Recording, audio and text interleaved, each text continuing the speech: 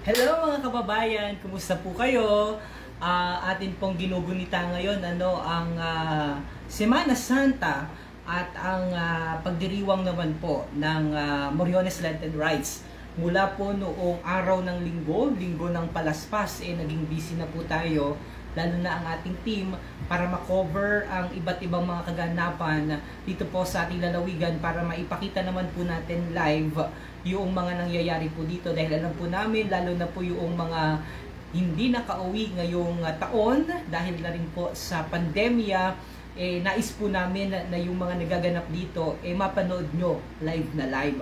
So nitong mga nakalipas na araw nga po, humingi lang tayo ng paumanhin dahil may ilang mga lugar tayo na talagang hindi mapuntahan dahil medyo malalayo. Limited din po yung ating resources, the same time yung manpower.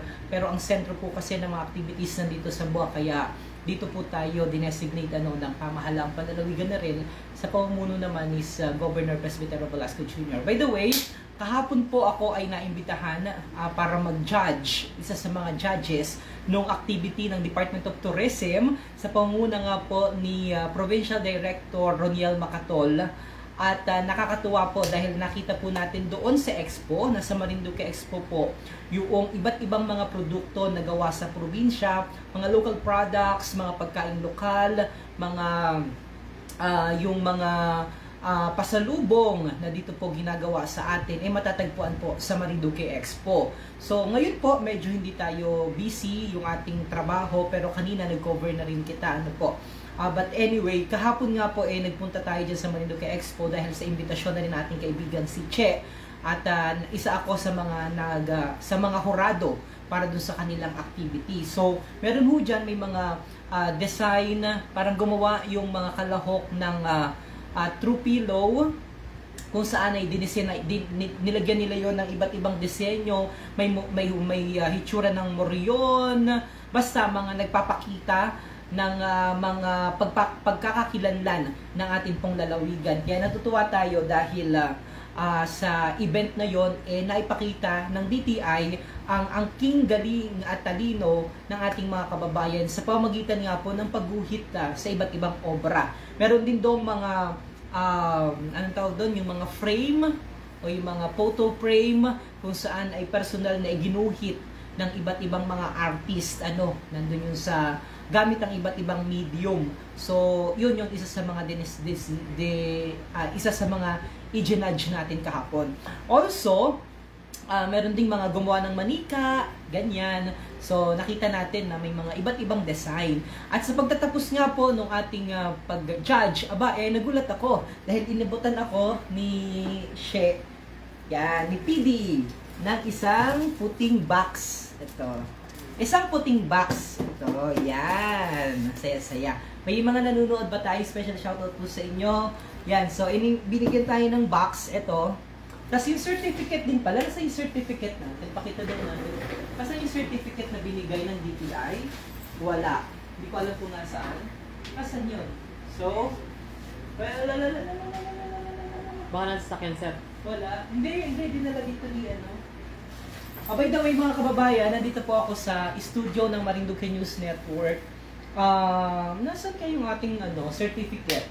Hanapin ko daw muna, ikaw muna magsalita dyan. Sa'yo muna. Hanapin ko po muna yung certificate para ipakita ko po sa inyo. Si RJ muna. Ayan, bulaga mga kababayan. Hello po! Magandang hapon po, kamusta po ang lahat? Ayan, tayo po ngayon nandito pa rin po sa studio at ngayong araw medyo hindi ganun karami ang activities, pero may mga activities pa rin naman po sa mga bayan-bayan. Kamusta ho kayong lahat? Ayan, habang hinahanap po ni Sir yung certificate, batiin po muna natin si Reginald Reggie De Luna. Pabati po sa nanay ko, Nanette Ray De Luna, Ate Jinky Ray De Luna, at pamangkin Calvin Ray De Luna, from Uno, Buenavista, Marinduque, at sa mga kasama ko sa trabaho sa Digmaan, Bacoor, Cavite. Hello po sa iyo dyan, kabayan. Ayan, sabi ni Bing Bong Bautista Tam, musta na DJ Myong? Shoutout naman tayo dyan. Hello, pinsan daw mo kayo, Tito. Ayan, guwapong hapon, Sir DJ Myong. God bless you always. Sabi ni Kabayang Miranda Velasco. Mamaya ba, pupunta po kayo dito sa Laylay Port sa Expo? Yes. Yes po, pupunta po mamaya. Mamayang hapon. Asa yung certificate ko? Ayan, kamusta na sa inyo? Pa-shoutout naman watching from Hong Kong, sabi ni Kabayang Natalimbo Maribel. Hello po! And kamusta po kayo mga kababayan? Na-experience nyo na po ba yung Moriones natin ngayong taon na nagbabalik after ang 2 taon buhat ng magpandemya? Kamusta po ang lahat? Hello po! Ayan, meron hong regalo si Sir yung natanggap from DTI and ngayon nga ako ay mag-unbox siya. Anyway, hindi ko makita. Sad to say, hindi ko makita yung certificate na binigay sa akin. Hindi ko alam kung saan na ilagay ni John. But anyway, kahit wala yun, nandiyan ba? Baka nandiyan sa bag. Wala dyan yun. Anyway, ito na po yung regalo ng DTI. So, buksan natin. Scripted. Kala mo hindi. Actually, nabuksan na po namin kanina. Gusto ko lang i-unbox ulit dahil natuwa po ako sa laman. Alam mo naman, masarap magbukas ng regalo, lalo na kapag mga surprise. So, pagbukas natin, tcharan! May lamang ganito. Oh. Alam niyo po ba ito? Salaan. Salaan? Hindi po ito salaan dahil ito po ay ulo ng bata.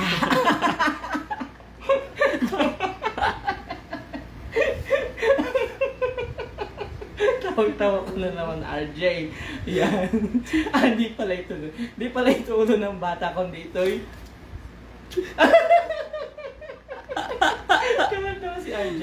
Anyway, ito po ay nyog na inalisan ng lukad. Ayan. Ito po, oh. Yan. Binutas-butas, nyog. O ano, sirit na po kayo. Hulain po ninyo kung anong laman ito. Kung ano ang meron dito sa ating regalo na ito. Ano po ang sa hula, sa palagay ninyo anong ano ito? Yan. Ito po yung inis-isang niyog. Hindi pala, bao pala ito, bao.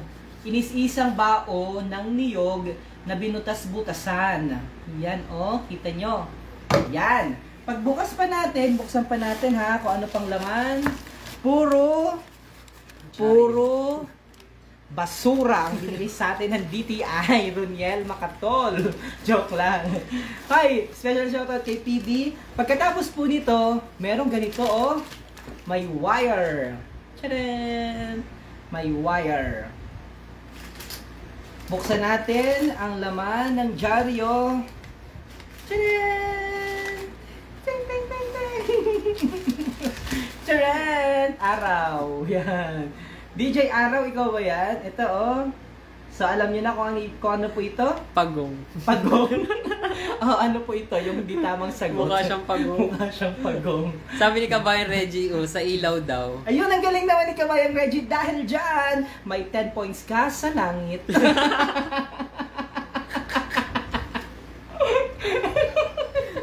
Oh, ayan. So, ito po. Oh, yan. Lampshade pala ito. Lampshade ba ito? Okay, so may ilaw. So, tingnan pa natin ho ang loob. So yan, dalawa na natanggap natin. Tingnan pa natin ang loob. Tingnan natin ang loob kung ano kasi puro dyaryo po talaga ito. Ano bang meron? What? Naglag ng pugo. Oh, may ganito pa dito. Scripted. May ganito pa dito pala. Ay, ang galing. Oh, di ba ang ganda? May firefly. Oh. May nakalagay ito. Firefly 1 watt. Kala ko walang 1 watt. 1 watt? Wey! May ganito pala, oh. May, kasi biglang nabasag ano. Ayan, nanonood po si Sir Roniel Macatol. Ay, Happy ka daw. Ay, Peter Roniel Macatol. Maraming salamat sa blessing mo sa akin. Ito, natutuwa ako. May ganito rin, oh. So, ano pong tawag dito? Walang tamang sagot. Yan, alam niyo pa ba ito? Chupon. Ito po ang regalo sa atin. So, ito po pala yung lampshade. So, ngayon, lagay na natin dito kasi dito naman ito ilalagay. Di po ba? Pakita natin. Dito natin ilalagay. Oops, lagay na natin. Dahan-dahan laang. Ngayon, pahilahin natin ng kaunti para maganda. So, ito na. So, ito na ang ating natanggap na regalo. Yan, di ba ang ganda? Hindi mo na ipakita masyado ang ating kaseksihan. Nakashot lamang kita. So, anyway, ito, paano ba ito ilalagay? Actually, pinag-uusapan namin ito kanina. Ito po ba yan? Bao? Dito po ba yan? Ganyan po ba yan? Kaya lang, pag wala, baka naman maano yung mga bata dito ay makuryente. Tsaka hindi natayo, oh. Pero anong purpose nito, by the way? Ayan, oh. May ganyan po kasi, oh. Kaya hindi natin alam kung ganyan ba talaga yan, PD? Paano ba yan, PD? Ganyan ba yan? Ha, PD? So, hindi naman po pwedeng pa ganyan, di ba? Kasi hindi naman natayo. Ganito pala ito ay. Pag naman ganito, nauus-us naman pagaon. So, yan baka talaga PD ang ano niyan, lagay. So, parang may design ho siya, oh. Parang leaves. O dahon-dahon. Saklob daw, sabi ni Bel. Pasaklob pag ganito. Ayan. Ba't pag pasaklob naman, nagagalaw-galaw siya? Oh. Kaya parang nag-aisip kami kung paano ba talaga yan. So, yan. Anyway, pasaklob pala. Ito lang napansin natin dito sa... By the way, alam ko magagaling ginagawa nito yung mga kababayan natin. Hindi ko alam sa Mugpog o sa Gasan o sa Santa Cruz. Hindi ko po alam. Pero local products po ito. Tuwang-tuwa kita. Ang ganda po nito dahil nakikita ko ito sa mga trade fair. Ang napansin lamang natin dito, nag-review pala. Hindi pala unboxing. Nag-review. Ito po sana, dapat ito yung merong switch dito. Yung na-click pag-on. Para pwedeng iwan na nakasaksak na laang. Di po baga PD. Di ba PD? Pwede nating isa-suggest para next time mas maganda. Pero anyway, tingnan niyo po mga kababayan. Excited na ako. Ilagay na natin yung bulb, yung ilaw. Bumbilya, I mean. From Sheena's Handicraft daw, sabi ni Sir. Sheena's Handicraft. Sheena's Handicraft. Special shoutout po sa inyo. Sige po, isasaksak na po natin doon sa natin photographer. Tumalikod ka na. Sasaksak na natin. Wala pala. Okay. Sasaksak na po natin ito. Pakita ko po sa inyo. Promise, ang ganda. Sa ibabaw daw yung ilaw. Sa ibabaw yung ilaw? Tapos nakasaklob. Ata daw na nakasaklob. Ganito? Hindi. Bulaan ka pasaklob. talaga, PD, ha? Hindi man si PD may sabi. May pa ganyan daw. May nag-comment. May nag-comment? Malay mo. Hindi pala. Ang pangit naman. Okay, it's a prank. It's a prank. Ganyan pala siya. Pero ang problema dito, pag tinaklob mo lang pag gano'n, moving siya o nagalaw-galaw o. So anyway, assuming na ganito na, tama na. Hi, Sheena's Handicraft. Handicraft? Opo. Handicraft. Napanood mo na, di ba? Ito na. Pero ito maganda. Panoorin niyo po ha. Pumikit po kayo dahil isasaksak ko na po ito. Tumalikod ka na, RJ. Patayin natin ilaw. Patayin natin yung ilaw. Sige. Patayin po muna namin yung ilaw ha. Pero may green screen po dito dahil ilagay po natin yung ilaw ha. Hindi ako nakita yan. Hindi ako nakita. Happy yarn daw, sabi ka niya. Happy po talaga. Pakita ko na po sa inyo ha. Alisin natin ito para maganda. Pakita ko na mga kababayan. Exciting. And 3, 2, 1, go! Wow! Ay, ang ganda. Ang ganda! Amazing! Di po ba ang ganda? Good job, BTI! Good job, Sheena's Handicraft! Ang ganda po niya, promise. I was truly amazed. I am so happy, dahil sa ganitong creativity ng mga gawang mga Marinduqueño na talagang maipagmamalaki po natin. Diyan po sa Expo, sa mga trade, puntahan niyo po sila at tangkilikin po natin ang sariling atin. Nakaka-amaze po ang kanilang creativity. Wonderful, amazing, awesome. Yan ho ang ating pwedeng ibigay na mga salita sa kanila. At sa lahat po ng mga local entrepreneur, mga micro, small, medium enterprises, thank you so very much for this wonderful creativity.